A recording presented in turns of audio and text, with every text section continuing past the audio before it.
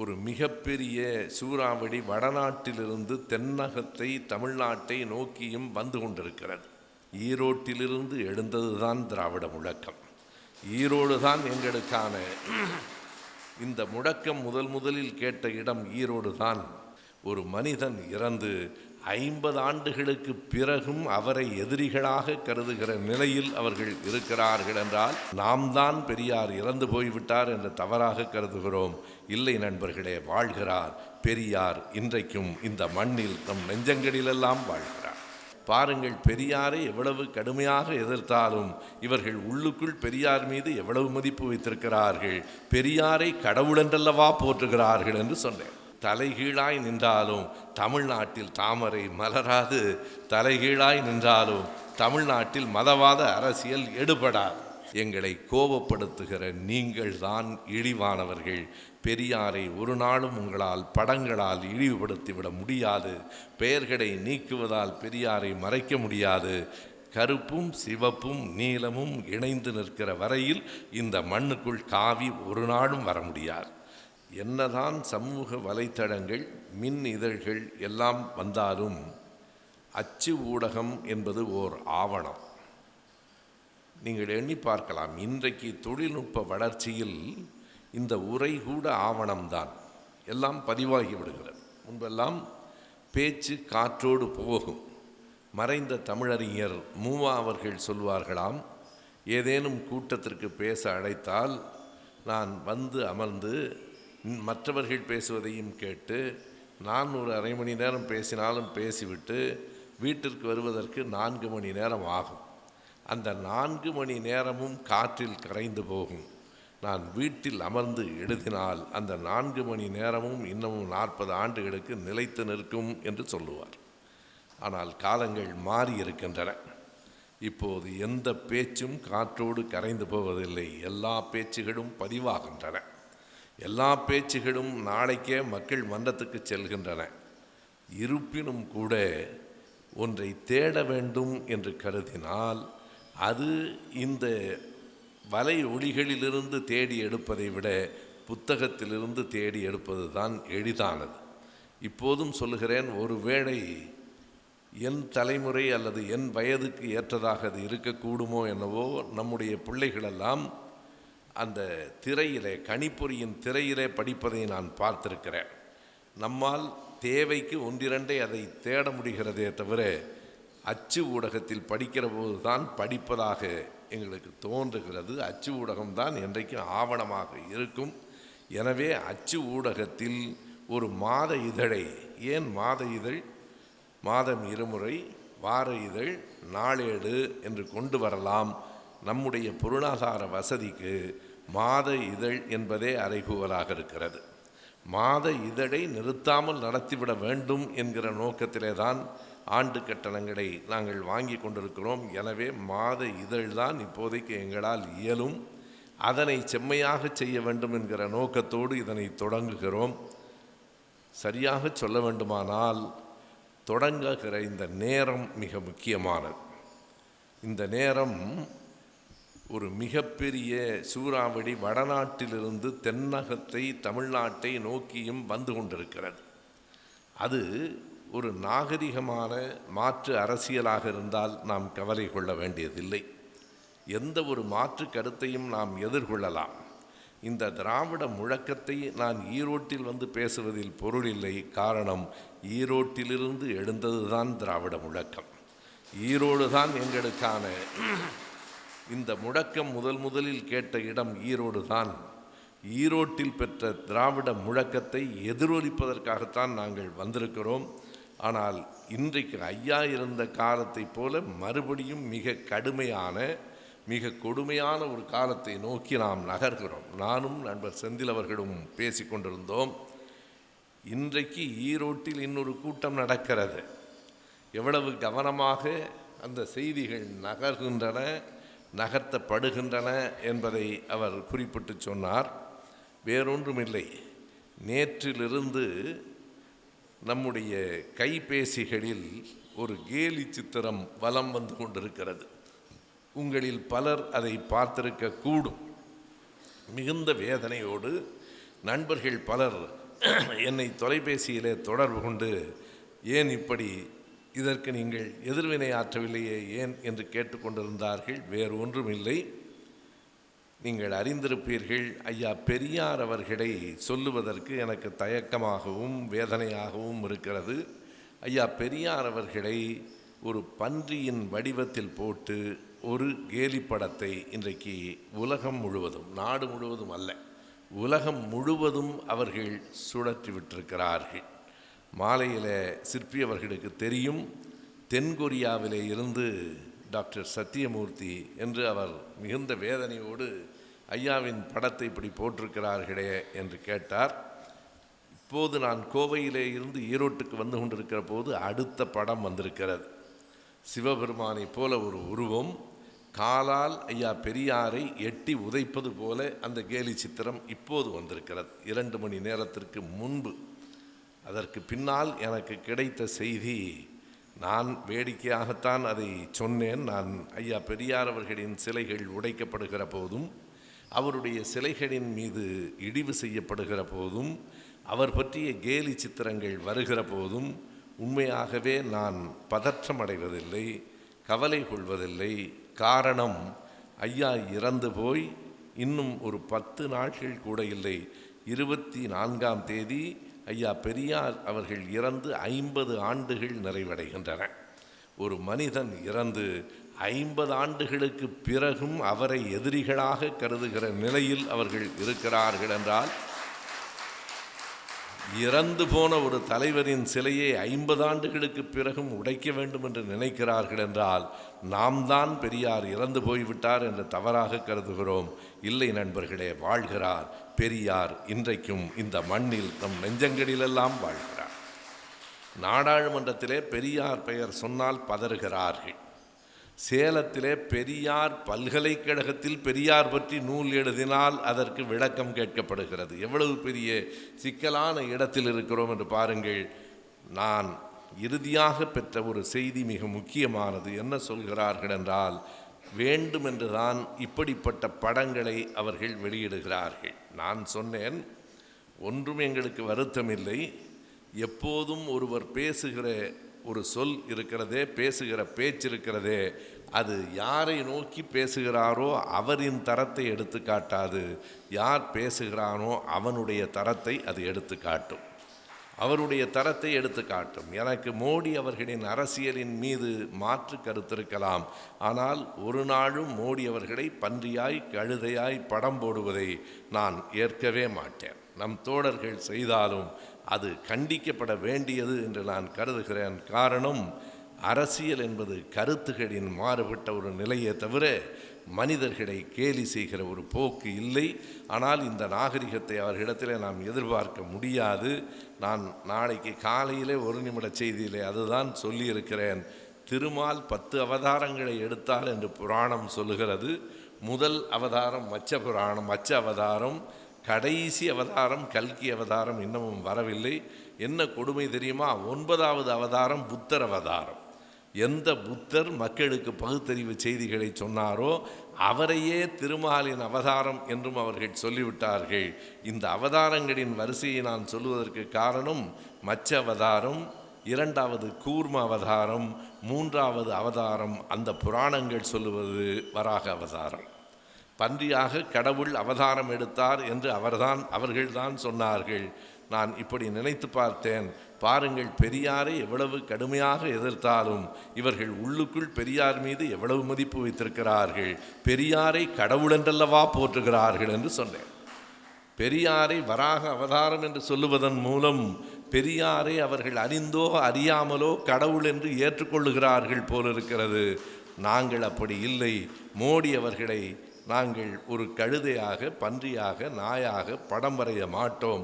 காரணம், மனிதர்களை மனிதர்களாக பார்க்கிற பண்பு எப்போதும் எங்களுக்கு உண்டு. மனிதர்களை மனிதர்களாக பார்க்கவில்லை, கடவுளையே மனிதர்களாக பார்க்கவில்லை என்றால் அது அவர்களின் பண்பை எடுத்து காட்டும். நான் சொல்ல வந்த செய்தி வேறு. எதற்காக இப்படி படங்களை வெளியிடுகிறார்கள் என்கிற குறிப்பு இப்போது வந்திருக்கிறது. நாம் தூண்டப்படுகிறோம் என்று சொல்லுகிறார்கள். ஆங்கிலத்திலே சின்சியர்லி வர் ப்ரொவோக்ட் என்று அந்த செய்தி வந்திருக்கிறது. திட்டமிட்டு பெரியாரியலாளர்களை, திராவிட இயக்கத்தவர்களை கோபப்படுத்துகிறார்கள், திட்டமிட்டு கோபப்படுத்துகிறார்கள். எதற்காக கோபப்படுத்துகிற போது, இப்போது நான் எதிர்வினை ஆற்றியது அவர்கள் எதிர்பாராதது. நீங்கள் பெரியாரை கடவுளாக நினைக்கிறீர்களா என்று நான் கேட்பது வேறு. ஆனால் இயல்பாக நமக்கு ஒரு கோபம் வரும், மிக கடுமையான கோபம் வரும். உடனே மோடி அவர்களை அல்லது இந்து கடவுள்களை இதே மாதிரி மிக இழிவாக நாம் படங்களை வெளியிடுவோம். மக்களிடத்திலே கொண்டு போய் பார்த்தீர்களா, இந்து கடவுள்களை இவர்கள் இழிவுபடுத்துகிறார்கள் என்று சொல்லலாம். அவர்கள்தான் தூண்டினார்கள் என்பது வேறு. ஆனால் தூண்டப்பட்ட ஒருவர் கோபத்தின் விளைவாக செய்கிற அந்த செயல்களை எடுத்துக்கொண்டு போய் மக்களிடத்திலே காட்டி வாக்குகளை பெற்றுவிடலாம் என்று கருதுகிற போக்குதான். இதற்காகத்தான் திட்டமிட்டு இப்படி செய்யப்படுகிறது. ஒவ்வொரு ஊரிலும் ஒரு சாமியாரை உருவாக்குவது என்று 1969 ஆண்டு கர்நாடக மாநிலம் உடுப்பியிலே கூடிய RSS கூட்டத்தில் முடிவெடுத்தார்கள். அந்த அடிப்படையிலே தான் 2 நாள்களுக்கு முன்னால் மதுராந்தகத்துக்கு பக்கத்தில் நீலமங்கலம் என்கிற ஊரில் பிரம்மானந்தா என்கிற ஒரு சாமியார் பாரத மாதா கோயிலை கட்டியிருக்கிறார். அந்த கோயில் திறப்பு விழாவுக்கு RSSின் தலைவர் மோகன் பகவத் வருகிறார். அனைத்தும் திட்டமிட்டு நடத்தப்படுகிறது. இன்றைக்கும் சிதிலமடைந்த கோயில்களை, சிவாலயங்களை புதுப்பிப்பது என்று சொல்லி, நண்பர்களே, ஈரோட்டில் இருக்கிற கொள்கையாளர்களெல்லாம் இந்த அரங்கில் இருக்கிறீர்கள், கோடீஸ்வரர்களெல்லாம் அந்த அரங்கில் இருக்கிறார்கள். நான் உண்மையாக சொல்லுகிறேன், கோடீஸ்வரர்கள் எல்லோரும் அந்த அரங்கத்தில் இருக்கிறார்கள். எனவே கடவுளின் பெயரால், மதத்தின் பெயரால் இங்கே அரசியலை தீர்மானிப்பது என்பதை நோக்கி அவர்கள் நகர்கிறார்கள். நம்மை கோபப்படுத்தி அந்த கோபத்தின் எதிர்விளைவாக நாம் சொல்லுகிற செயல்களை வைத்துக்கொண்டு திரும்ப திரும்ப மக்களிடம் சொல்லி இவர்கள் இந்து கடவுள்களை இழிவுபடுத்துகிறார்கள் என்று சொல்லி வாக்குகளை பெற்றுவிடலாம் என்று நினைக்கிறார்கள். இன்றைக்கும் கூட என்ன சொன்னார்கள்? சனாதனத்தை பற்றி நம்முடைய மாண்புமிகு அமைச்சர் உதயநிதி அவர்கள் பேசிய காரணத்தாலே தான் வடக்கே நடைபெற்ற 5 மாநில தேர்தல்களில் 3 இடங்களில் காங்கிரஸ் தோல்வியடைந்தது. அதற்கு உதயநிதி பேசிய சனாதன எதிர்ப்புத்தான் காரணம் என்றார்கள். எதை அறியாமல் அவர்கள் பேசுகிறார்கள் என்றால், நாங்கள் கூட உதயநிதி அவர்கள் தமிழ்நாட்டில் புகழ்பெற்ற தலைவர் என்று கருதினோம், ஆனால் இந்திய அரசியலையே அவர்தான் முடிவு செய்கிறார் என்பதாக அவர் பேசியதால்தான் அங்கே வாக்குகள் குறைந்து போயின. 3 மாநிலங்களில் காங்கிரஸ் தோல்வியடைந்தது என்கிறார்கள். நான் இந்த வாரம் நக்கீரன் இதழில் எழுதியிருக்கிறேன். 5 மாநிலங்களில் 3 இடங்களில் பாரதிய ஜனதா கட்சி வெற்றி பெற்றிருக்கிறது என்பது உண்மைதான்.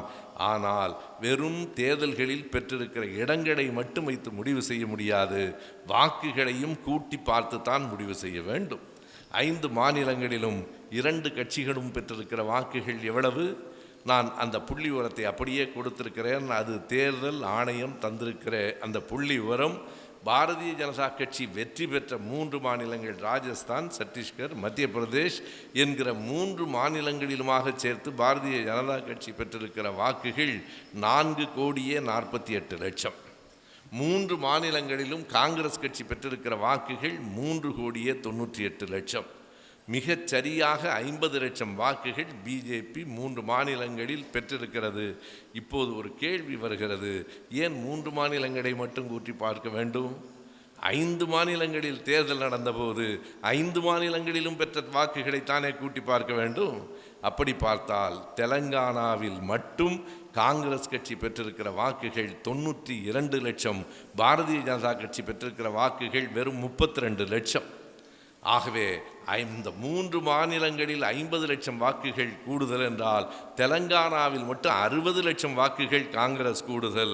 நீங்கள் அடுத்ததாக மிசோராமையும் சேர்த்து எடுத்துக்கொண்டால் மொத்தம், நண்பர்களே, எவ்வளவு வாக்குகள் என்பதை சொல்லுகிறேன். 4,80,00,000 வாக்குகளை பாரதிய ஜனதா கட்சி பெற்றிருக்கிறது. 4,80,00,000. 5 மாநிலங்களிலும் சேர்த்து காங்கிரஸ் கட்சி 4,91,00,000 வாக்குகளை பெற்றிருக்கிறது. இப்போது சொல்லலாமா, உதயநிதி அவர்கள் சனாதனத்தை எதிர்த்ததால் தான் காங்கிரஸ் கட்சி 11 லட்சம் வாக்குகளை உங்களை விட கூடுதலாக பெற்றிருக்கிறது என்று நாம் சொல்லலாமா? உதயநிதி பேச்சுக்கும் வடமாநில தேர்தல்களின் முடிவுகளுக்கும் தொடர்பு இல்லை. வெற்றி பெற்றால் அது காரணம் என்பார்கள், தோற்று போனால் உதயநிதியை பற்றி பேச மாட்டார்கள். நாம் உண்மையை சொல்லுகிறோம். இப்படியெல்லாம் மக்களிடத்திலே மதவாத அரசியலை முன்னிறுத்துவதற்கு அவர்கள் முயற்சி செய்கிறார்கள். அவர்களுக்கு ஒன்று தெரியும், தலைகீழாய் நின்றாலும் தமிழ்நாட்டில் தாமரை மலராது, தலைகீழாய் நின்றாலும் தமிழ்நாட்டில் மதவாத அரசியல் எடுபடாது. எனவே இப்போது நம்மை கோபப்படுத்த தொடங்கி இருக்கிறார்கள். ஐயா பெரியார் அவர்களின் படத்தை அப்படி வரைவது இழிவுபடுத்துவது என்று நினைக்கிறார்கள். ஒன்றை எண்ணி பாருங்கள். கவிஞர் இன்குலாப் தான் சொல்லுவார், ஒரு பெண்ணை கட்டாயப்படுத்தி நிர்வாணப்படுத்தினால் அந்த அவமானம் அந்த பெண்ணுக்கல்ல, எவன் அதை செய்தானோ அவனே அவமதிக்கத்தக்கவன் என்று சொல்லுவார். அதுதான் அடிப்படையான செய்தி. நிர்வாணத்திலே அவமதிப்பு இல்லை, நிர்வாணப்படுத்தியவனே அவமதிக்கத்தக்கவன் என்பது போல எங்களை கோபப்படுத்துகிற நீங்கள் தான் இழிவானவர்கள். பெரியாரை ஒரு நாளும் உங்களால் படங்களால் இழிவுபடுத்திவிட முடியாது. பெயர்களை நீக்குவதால் பெரியாரை மறைக்க முடியாது. இன்னும் பல ஆண்டுகள் ஆனாலும் இந்த மண்ணில் எங்கள் நெஞ்சங்களில் பெரியார் வாழ்வார். ஒரு மிகப்பெரிய வேடிக்கையான செய்தி என்ன என்பதை அவர்கள் உணர வேண்டும். எல்லோரையும் பக்திமான்களாக ஆக்கிவிட்டால் வெற்றி பெற்று விடலாம் என்று கருதுகிறார்கள். ஒரு உண்மையை நாம் உணர்த்த வேண்டும். இப்போதே இங்கே பக்திமான்களின் எண்ணிக்கை தான் கூடுதல். தமிழ்நாட்டில் கருப்பு சட்டை போட்டவர்களின் எண்ணிக்கை எவ்வளவு? பக்திமான்களின் எண்ணிக்கை தான் கூடுதல். ஆனால் திமுக கழகம் வெற்றி பெற்றுகிறதே என்ன காரணம்? திருச்செந்தூருக்கு போகிறவன் திரும்ப வந்து உதயசூரியனுக்குத்தான் வாக்களிக்கிறான் என்பது அவர்களுக்கு புரியவில்லை. எங்கே போனாலும் அந்த பக்தி என்பது வேறு, எங்கள் கடவுள் நம்பிக்கை என்பது வேறு, இந்த நாட்டின் அரசியல் என்பது வேறு என்பதை தமிழ்நாட்டு மக்கள் புரிந்து வைத்திருக்கிற வரையில் பாரதிய ஜனதா கட்சி வெற்றி பெற்றுவிட முடியாது. வட இந்தியாவிலே அந்த மதவாதம் எடுபடுகிறது. நாம் மறுபடியும் சொல்லுகிறோம், பெரியார் மன்றத்தில் நின்றே நான் சொல்லுகிறேன், ஒருவருக்கான மத நம்பிக்கை என்பதும் கடவுள் நம்பிக்கை என்பதும் அவரவரினுடைய தனிப்பட்ட அனுபவம், வாழ்க்கை சூழல் சார்ந்தது. ஆனால் நாங்கள் எந்த மதத்தையும் எதிர்ப்பதில்லை. ஆனால் எந்த மதமாவது என்னை சூத்திரன் என்றும் பஞ்சமன் என்றும் சொல்லுமானால், எந்த மதம் என்னை இழிவுபடுத்துகிறதோ அந்த மதத்தை நான் சாகும் வரை எதிர்ப்பேன் என்பதுதான் தமிழ்நாட்டின் அரசியல்.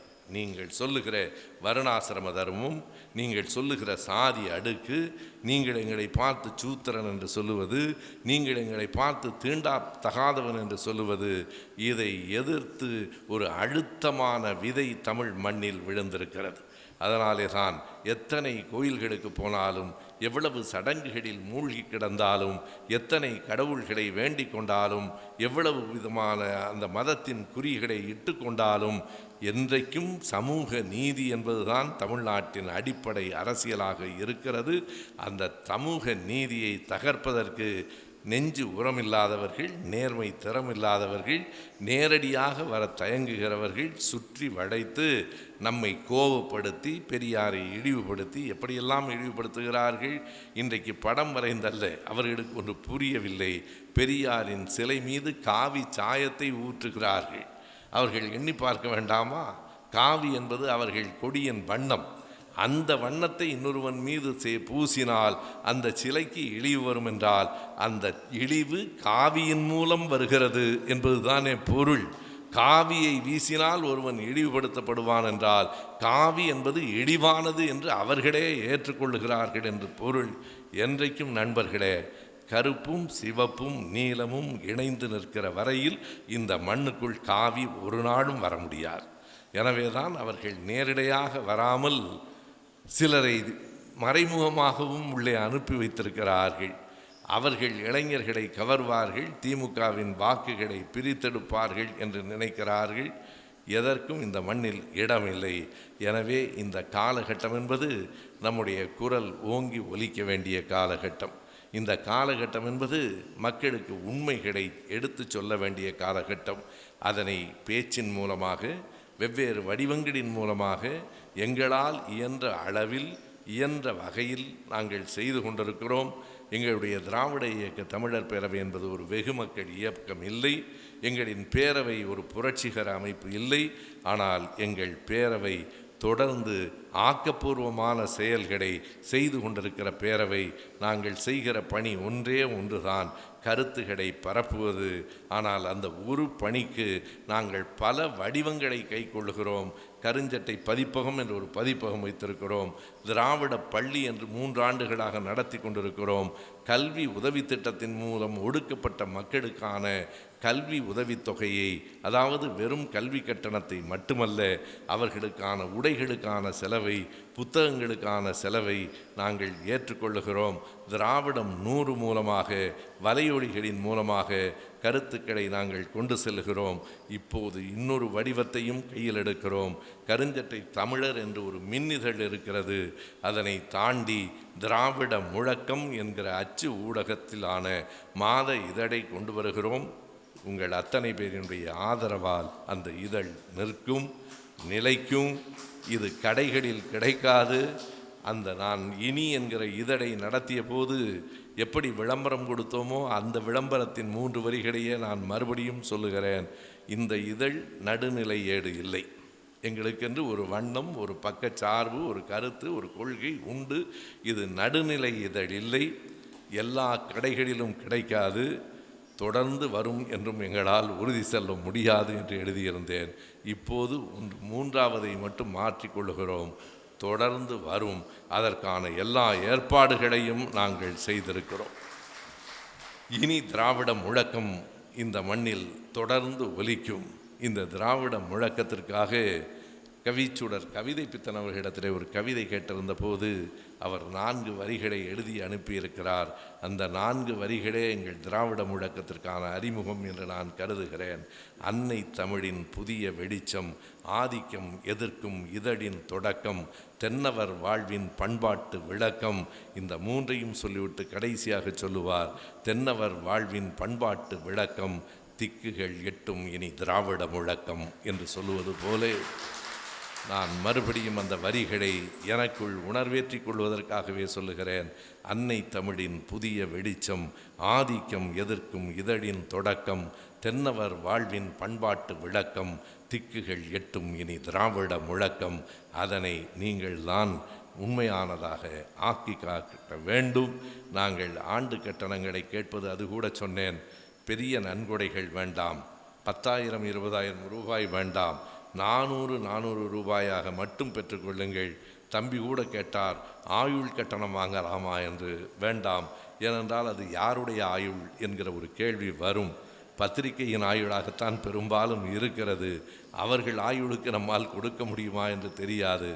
வெறும் 400 ரூபாய் குறைந்தது 10,000 பேரிடம் பெற்று 10,000 பேரை ஒவ்வொரு மாதமும் எட்டுகிற வகையில் இந்த திராவிட முழக்கம் தொடங்கப்படுகிறது. இப்போதுதான் 2000 3000 எட்டி கொண்டிருக்கிறோம். மிக விரைவில் எங்கள் இலக்கான 10,000 ஆண்டு கட்டணங்களை திராவிட முழக்கம் பெறும். அந்த 10,000-ல் நீங்கள் அத்தனை பேரும் இருக்க வேண்டும் என்று கேட்டுக்கொள்வதற்காகவே உங்களை நேரில் சந்திக்க வேண்டும் என்கிற எண்ணத்தில் நாங்கள் வந்திருக்கிறோம். திரும்ப திரும்ப திராவிடம் என்கிற சொல்லை நாங்கள் பயன்படுத்துவதற்கு காரணம் உண்டு. நாங்கள் நடத்துகிற பள்ளிக்கு பெயர் திராவிட பள்ளி, நாங்கள் நடத்துகிற வலையொலிக்கு பெயர் திராவிடம் 100, நாங்கள் நடத்துகிற இயக்கத்துக்கு பெயர் திராவிட இயக்க தமிழர் பேரவை, நாங்கள் வைத்திருக்கிற அறக்கட்டளையின் பெயர் திராவிட தமிழர் அறக்கட்டளை. இப்போது புதிதாக எழுவதும் திராவிட முழக்கம். ஏன் திராவிடம் என்பதை திரும்ப திரும்ப சொல்லுகிறோம் என்றால், நீங்கள் தமிழர்கள் இல்லையா என்று கேட்கிறார்கள். நாங்கள் தமிழர்கள் இல்லை என்றால் வேறு யார் தமிழர்கள்? நாங்கள் தமிழர்கள். நாம் அத்தனை பேரும் தமிழர்கள். ஆனால் நாம் தமிழர்கள் என்றால் ஒரு விடுதலை கருத்தியலான திராவிடம் என்கிற கருத்தியலை கையிலேந்தி நிற்கிற தமிழர்கள். நாம் தமிழர்கள்தான். ஆனால் தமிழர்கள் எல்லோரும் ஒரே கருத்தியல் கொண்டவர்களா? எல்லோரும் பெண் விடுதலை ஆதரிக்கிறார்களா? எல்லோரும் சமத்துவத்தை ஆதரிக்கிறார்களா? யாரெல்லாம் சமத்துவத்தை ஏற்றுக்கொள்ளுகிறானோ, யாரெல்லாம் இருபாலாரும் சமம் என்று கருதுகிறானோ, யாரெல்லாம் சமூக நீதிக்காக தங்களை அர்ப்பணித்துக் கொள்ள தயாராக இருக்கிறானோ, யாரெல்லாம் இந்த கருத்தியலை ஒப்புக்கொள்கிறானோ அவர்கள் எல்லோரும் திராவிடர்கள். எனவே நாம் தமிழர்கள்தான். ஆனால் திராவிட தமிழர்கள், ஏற்காத ஆரிய தமிழர்களும் தமிழ்நாட்டில் உண்டு. தமிழ் இந்துக்களும் உண்டு. நாங்கள் தமிழ் இந்துக்கள் இல்லை, ஆரிய இந்துக்கள் இல்லை, ஆரிய தமிழர்கள் இல்லை, நாங்கள் திராவிட தமிழர்கள். எனவே திராவிடம் என்னும் கருத்தியலை ஏற்றுக்கொள்ளுகிற தமிழர்கள் என்பதால் எங்கள் கருத்தியலை நாடு முழுவதும் சொல்ல வேண்டும் என்று கருதுகிறோம். ஐயா பெரியார் அவர்கள்தான் எங்கள் கொள்கைக்கும் தலைவர். திராவிட இயக்க தமிழர் பேரவை என்று வைத்திருந்தாலும் திமுக கழகத்தின் தலைவர் தளபதி தான் எங்களுக்கும் தலைவர். நாங்கள் எந்த இடத்திலும் நடுநிலை இல்லை. முழுக்க முழுக்க திமுக கழகத்தை தேர்தல்களில் அரசியலில் சார்ந்திருக்கிறோம். எல்லோருக்கும் பொதுவானவர்கள் என்கிற வேடமெல்லாம் எப்போதும் நாங்கள் போடுவதும் இல்லை, போட்டாலும் எங்களுக்கு அது பொருந்துவதும் இல்லை. நாங்கள் இந்த இடத்தில் தான் நிற்கிறோம் என்கிற உண்மையை சொல்லி திமுகவைத்தான் ஆதரிக்கிறோம். தேர்தல் நேரத்திலும் மற்ற இடங்களிலும் திமுக கழகத்தை தான் ஆதரிக்கிறோம். திராவிடர் கழகம்தான் எங்கள் தாய் கழகம் என்கிற எல்லா உண்மைகளையும் எடுத்து சொல்லி நாங்கள் அவர்களின் பிள்ளைகள்தான். பிறகு ஏன் நீங்கள் பிளவுபட்டு நிற்கிறீர்கள் என்று கேட்டால் இது பிளவு இல்லை, கிளை என்பதை புரிந்து கொள்ளுங்கள். நாங்கள் பிளவுபட்டு நிற்கவில்லை, கிளை விரித்து நிற்கிறோம். திராவிட இயக்கம் என்கிற மரம் ஆழமான கொள்கை என்கிற வேர்களை கொண்டது, மிக அழுத்தமான தலைமை என்கிற அடிமரத்தை கொண்டது, எங்களைப் போல பல்வேறு கிளைகளையும் கொண்டது. கிளைகள் வலுக்கும், கிளைகள் விரியும், கிளைகள் பரவும், கிளைகளில் பூக்கள் வரும், இலைகள் மலரும், கனிகளும் வந்து சேரும். மறைந்த அறிஞர் சாலை இளந்திரையன் அவர்கள்தான் சொல்லுவார், ஏன் இத்தனை அமைப்புகள் என்று பலர் கேட்கிறார்கள். தஞ்சை பெரிய கோயில் இருக்கிறது, மதுரை மீனாட்சி அம்மன் கோயில் இருக்கிறது, சிதம்பரம் சில்லை நடராசர் கோயில் இருக்கிறது, போதும் என்றவர்கள் நிறுத்திவிட்டார்களா? வீதிக்கு ஒரு பிள்ளையார் கோயில் இல்லையா? ஒரு மரத்துக்கு கீழே அந்த சிலைகள் இல்லையா? தெருவுக்கு தெரு அவர்கள் மணி அடிக்கவில்லையா? அவர்கள் தெருவுக்கு தெரு மணி அடிப்பார்கள் என்றால் நாங்களும் வீட்டுக்கு வீடு திராவிட இயக்க கருத்துக்களை கொண்டு செல்லுவோம். இவையெல்லாம் கிளைகள். கிளைகள் ஒரு நாள் கைகளை கோத்து கொள்ளும். எந்த பொது கோட்பாடு வருகிற போதும் நாங்கள் ஒன்றாக நிற்போம், என்றைக்கும் சேர்ந்து பாடுபடுவோம் என்கிற செய்தியை சொல்லி, இது திராவிட இயக்கத்துக்கான இதழ்தான். நாங்கள் நடுநிலையாளர்கள் அல்ல, நாங்கள் நீதிபதிகள் அல்ல, ஒரு குறிப்பிட்ட கருத்துக்கான வழக்கறிஞர்கள். வழக்கை முன்வைக்கிறோம், மக்களும் காலமும் தீர்ப்பு சொல்லட்டும். நன்றி, வணக்கம்.